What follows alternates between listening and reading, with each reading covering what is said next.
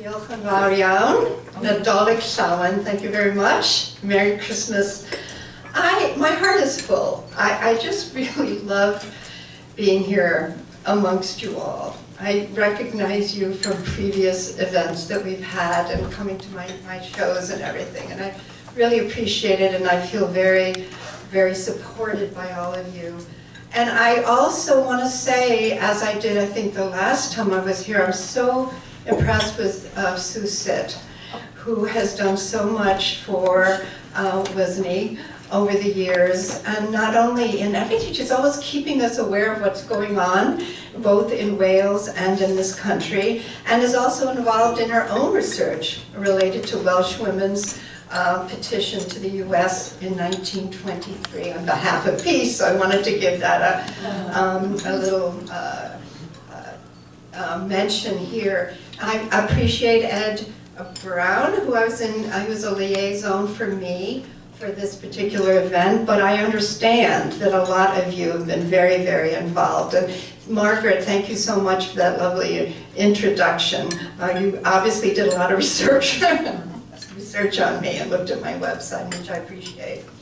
So this book, Sleeping in the Same World, here it is my 5th book of published poems, and I think it is the book that has most to do with my Welsh immigrant background.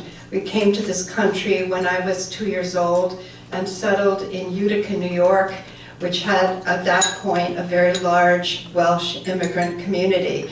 My father was a Presbyterian minister in a large Welsh Presbyterian church in Liverpool, England, which has sometimes been known as the capital of North Wales. And I was born when they were there right after the war. And then he was called to this church in New York and supposed to stay for 5 years, and here we are. We stayed. So, let's see.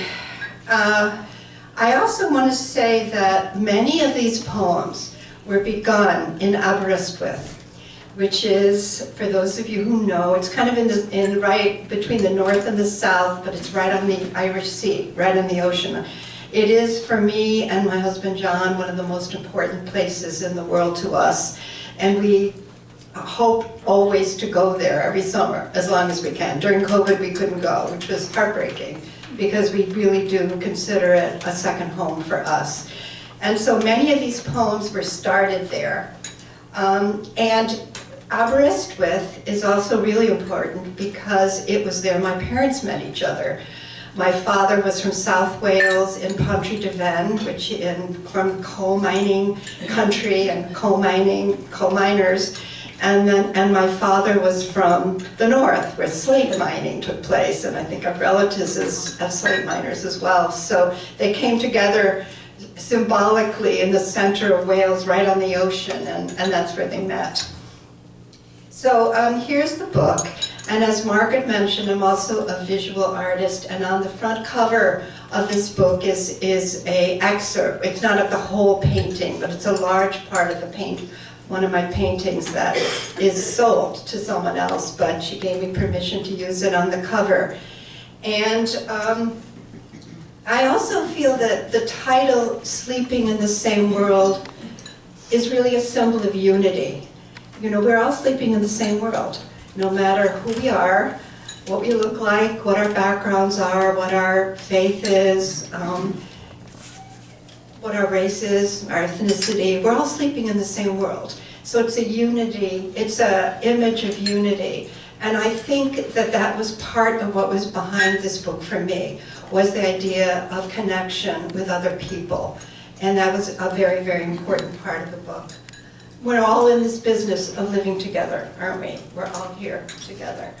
We had a very raucous time at my table. I don't know about your table. I'm full of laughter, and I'm full of, caffeine at the moment and a lot of sugar. And you should not feel bad to continue eating your dessert as I read, because all of that's really important. So the other thing about this book is that it is dedicated to my husband John. Is the first dedication. has not a drop of Welsh blood, as far as we can tell, and I'm sure that's true of a number of you here. You married somebody who was Welsh, or you're connected to someone who's Welsh, but he is a Welsh scholar. He did an MA in medieval Welsh in Aberystwyth again, which is so central to our lives, and continues and is published in Wales and has translated the Mabinogi, continue to do a lot of research on Wales, and you'll see there'll be more to come there. But the other people and this is emotional for me, because this book just came out. This is the second reading I've given. The first was a launch up in Northampton, where people, my friends, basically came, but it was a good event. So this is really special and important to me, because it's to people who are really interested in Wales, because you are Welsh, or because you know about Wales because of someone you know. And so it's very moving to me to be reading here. I'm assuming everyone can hear me okay? Yes. Good. Okay, good. So I wanted to read the three other people this book was dedicated to. And they are now, they've all died. The three people four of us came over to this country, and three of them have now died. And I like to bring this locket around my neck to special events, and this particularly because inside it there's a photo of my mother and my father and my brother, who I came over with. And so the book is dedicated to R. Glyn Lloyd. Did I see someone named Glyn here? Yes. Yes, I thought so. I thought so. 1909 to 1968. Meyer Elvira Thomas Lloyd, 1913 to 2011, and Gareth Aaron Lloyd, 1941 to 2001. So dedicated to the people I came to this country with. Now, it's very challenging to figure out how to read, and I'm going to keep time. I'm not quite sure how much time we have left. You can always raise your hand and yank me off, and I'll go. But I'll try to be judicious about what I read to you. So I'll read to you a sampling from it, and I know some of you have already bought it, which I greatly appreciate, and it's for sale over there. I put it on. It's usually it goes for $23. I put it down to $20 for you because of who you are, and also because it's easier and no change involved, and so it's just easier all around. So let's see. So the book is two sections, and I'm going to read just a few poems from each section to give you a sampling. And the first one's kind of unusual in that it's not titled and it's not punctuated, but I think it's clear. I think there's a lot of clarity in it. And then the second one is more traditional with titles and punctuation. So I'm first from part one.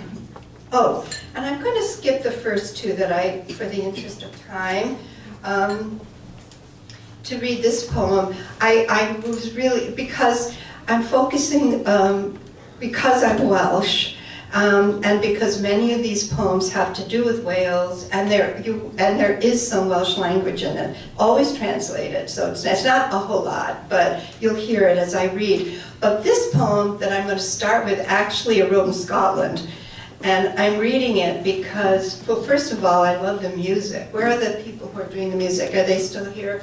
Thank you so much. I loved hearing the music. I know you do some Scottish music as well. And I just won a fellowship to a castle in Scotland to do a writing residency for a month, and I'll be there next year. And it is a wonderful place, and I know it because I was there quite a while ago. I didn't think they'd accept me again, but they did, so I'm delighted. And it's 40 what do I want to say, 40 minutes south of Edinburgh. That's where it's located. And it's a 15th century castle, which has been obviously renovated over and over again. And I love it both because of where it is, and I love it because they observe silence during the day, which I love, but then you get together at night, you have dinner, and and enjoy other people's company. There are only 6 writers who are there at a time. And this first poem I'm going to read is one that I wrote there. And it is what I saw outside of my window, outside of this castle in Scotland. And you will hear, especially in the last line, that what all the other things that this book is about, it's also about the long quest for God. And I say that being a minister's daughter, but I feel that my whole life has been part of a spiritual quest of getting closer and closer to God, and questioning and wondering and understanding more about the sacred in our lives. So that's part, you'll hear that in the last part of this poem. So, out of the window in Scotland.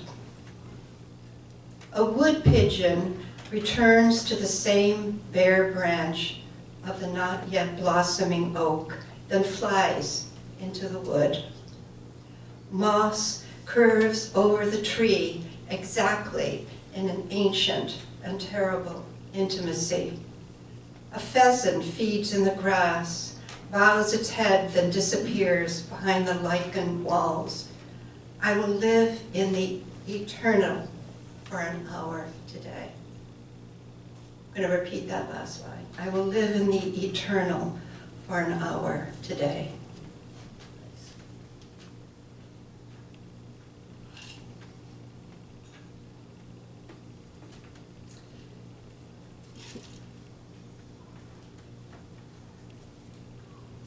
As I don't know if I mentioned this, Welsh was my first language, and I spoke it up until I was probably about 7 or 8 years old. And my parents always spoke Welsh to each other. They wouldn't dream of speaking English to each other. So that even growing up in Utica, New York, since I was 2 years old, I heard Welsh a lot, and there were people in the congregation who were Welsh as well. So that is why I have included some Welsh in these poems here. And I feel as if part of my life, I just talked about a quest for God in my life. I have a quest for getting back my Welsh in my life, which I know many of you are involved in. And I do, and my brothers, I had 3 brothers, the older one died, but I had 2 brothers, younger brothers, who are also working on their quest for improving their language, as John is. It's just a part of our lives. So here's this poem. I make a part of the world more than it is when I look at it, because I bring my body, my mind, Welsh tongue, and words little used anymore. The mountains draw me, eyes range over them, and those further away in the mist. Deliverance comes to mind, or even more, wared fi, deliver me. Very nice. You know, as someone who, I was a professor of English for 30 years, and then I left that and decided that I wanted to live a creative life, even though I'd been living a creative life, but I wanted to dedicate even more time to that. And so, and I did that, and I feel very proud of it. But there are times when I wonder, what am I doing? What am I doing with my time here? You know, there are a lot of suffering in the world, a lot of suffering in this country, there are wars elsewhere. What am I doing? Writing a poem or thinking about words? So those questions remain, and they will always remain, even though I do consider art as just a very, very important part of being a human being and the human spirit. So I will not stop, but I always had that question in my mind, so I decided to write a poem about that, especially hearing about news about wars in the other part of the world. And you'll hear 2 Welsh words in here, one which I believe you're familiar with, hiraeth, which means longing. And a lot of Welsh immigrants, or people who are separated from Wales in some way, use hiraeth as I'm longing for Wales. And you may or may not have experienced that in your life. But it also means longing for something unknowable, which I think all of us can experience in some way in our life. We long for something that we don't quite have and we don't know what it is. So hiraeth is in the poem, and the word cartref, which means home in Wales. Because for me, I feel that my life quest has not only been about, say, God or getting my language back, it has been also a quest for where's my home? Where is my home? Is it here? Is it there? Is it somewhere else? So that is also another theme. So here's the poem. We need to keep our word. Well, what word will I keep? What circumstance will this poem exist in? Down a road, in another country, perhaps in a raucous tavern? Or by the fields of war, drowned out by the sound of keening and explosion? What word will I keep then? Will it be love, or God, change, or despair, hiraeth, or cartref? Or will I slowly exhale? Or will I slowly exhale with nothing to say at all, nothing to keep at all?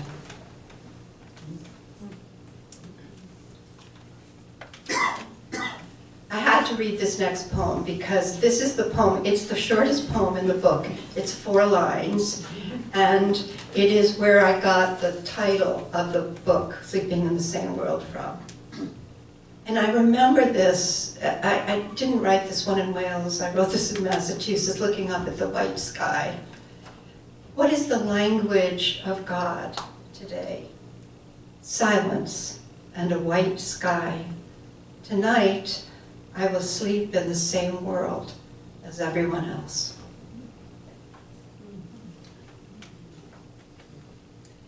Now, you know, I don't want to stereotype the Welsh, because I don't want to stereotype anybody, but it is really true that the Welsh are great singers and love music. And I grew up in this congregation in central New York State where every Sunday the whole congregation would break out in 4-part harmony. Amazing. Yeah. I have not heard anything else like that in any other church that I've gone to. So that's just a very important part. And there's this wonderful hymn, Be Still My Soul. And if I trusted at all my caffeinated and wine-laden language, I would try to sing it to you, but I don't. But be still my soul. And so that's the hymn that's evoked here. Be still my soul, roi im yrhedd. Why have these words suddenly arrived in my head today and on my tongue? A hymn sung in 4-part harmony in English and Welsh in the church of my childhood, and someone far in another country and time put those words and notes together to land in me today and comfort me. Be still, my soul. I think the person who wrote that was from Finland, not Welsh actually, and then it got translated into Welsh. I'll read one more poem from this section. And this poem was written when we were in Aberystwyth, when my children were young. And I don't know, how many of you have ever been to Aberystwyth? Oh wow, okay, I love it. When am I ever going to have an audience when so many people raise their hand about something? Yes, so you'll recognize some of that here. There are moments of perfect happiness. A walk to the harbor, and then to the end of the quay. Boats from other countries sheltered, flags ragged with wind. Everywhere we looked was beautiful. A stone bridge with 3 arches, crests in the stream with forget-me-nots, then back to the place that was home for a while, a warm bath and bed under a soft duvet.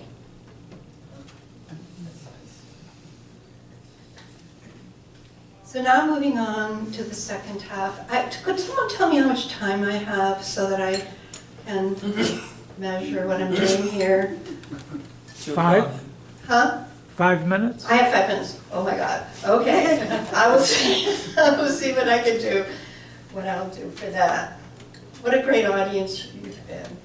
I just really feel your attention here. And despite the fact some of you still have your dessert in front of you. Yours is still here.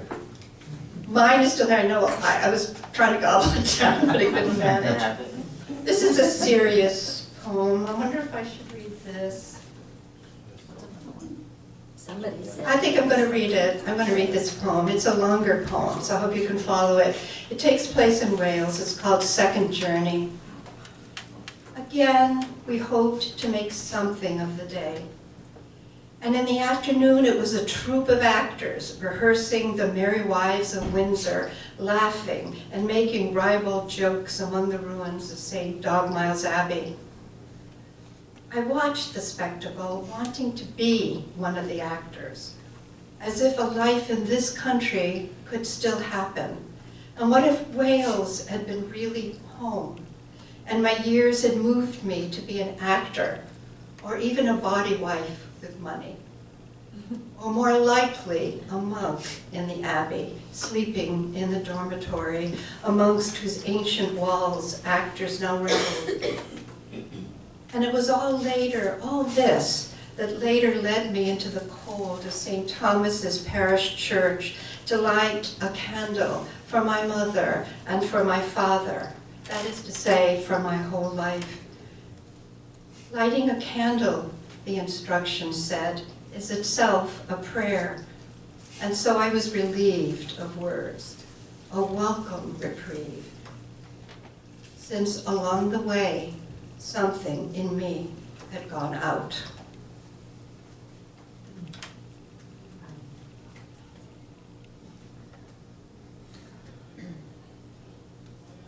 Not only that, but I sprained my ankle during that trip. That's not in the poem, but it was not fun. So, okay, so let's see. What's the best? I'll read two more poems. Oh, this is an unusual poem. I don't know if any of you believe in angels, and I don't know if I do either, but I do in this poem have an angel visiting me. And so I'm going to read it. A visitation. What has he come to remind me of today? My grandmother wringing the neck of a chicken. An uncle riding into the Welsh night. The final ache of the snow as it melts in the middle of dense woods. The quail that flew past my house this morning. The angel's wings are high and solemn. He knows I will die without knowing the names of most things on earth.